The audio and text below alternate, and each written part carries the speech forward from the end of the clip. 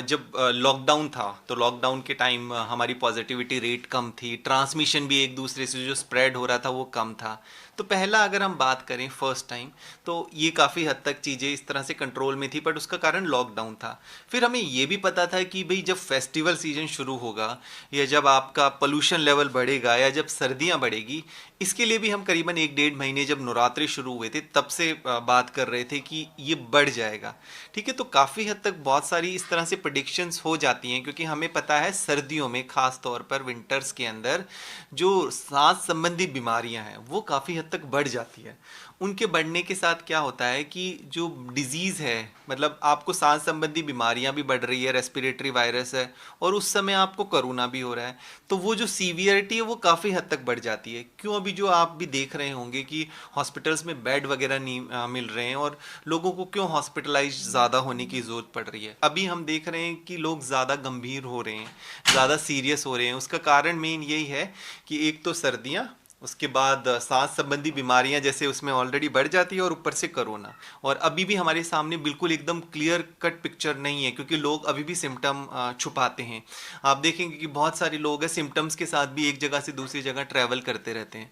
इससे फिर जो ये पॉजिटिविटी रेट है ये और ज़्यादा बढ़ती जा रही है कि अभी जो पहले से पॉजिटिव पेशेंट्स रिकवर्ड थे, वो रिकवर्ड पेशेंट्स को भी अभी भी उन लोगों को बहुत तरह के सिम्टम्स आ रहे हैं। आप देखेंगे मेजॉरिटी वाले पेशेंट्स जो हैं उनको अभी तक भी उनकी वीकनेस, लिथार्जी की ये सब समस्याएं उनकी ख़त्म नहीं हुई है।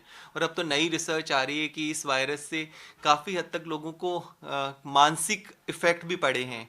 आप देखेंगे कि उस तरह की वो लाइफस्टाइल में पहले से फिर से नहीं आ पा रहे हैं, जो उनका पहले का काम करने का तरीका था उसमें अभी तक भी वो नहीं आ पा रहे हैं। तो बहुत सारी चीज़ें हैं, अभी और भी आगे आगे सामने आएगी, क्योंकि लगभग अभी तो 1 साल पूरा हुआ है इसको, वायरस को, और इस पे भी बहुत सारी स्टडीज चल रही है और रोज नई नई रिसर्च आती है। लोगों की ये भी मिथ है कि हम सर्दियों में पूरे कपड़े पहनेंगे या ऊनी कपड़े, मतलब पूरे एक तरीके से पैक हो जाते हैं सर्दियों के वजह से, तो हमें कोरोना का इफेक्ट नहीं होगा।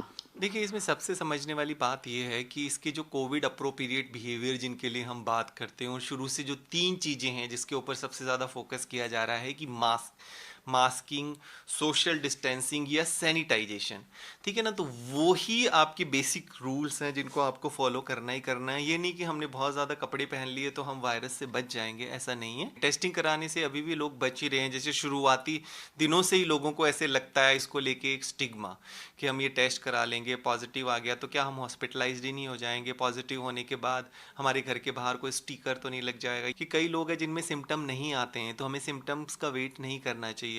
अगर आप पॉजिटिव कांटेक्ट के किसी पर्सन के कांटेक्ट में आए हैं, आपको लग रहा है आपको टेस्ट कराना ज़रूरी है, तो आपको टेस्ट कराना चाहिए। और अगर हम सिम्टम्स को इग्नोर करेंगे तो उससे हमारे को प्रॉब्लम आगे ज़्यादा बढ़ सकती है। और दूसरा कारण ये होता है कि हम उस डिज़ीज़ को और ज़्यादा स्प्रेड कर सकते हैं।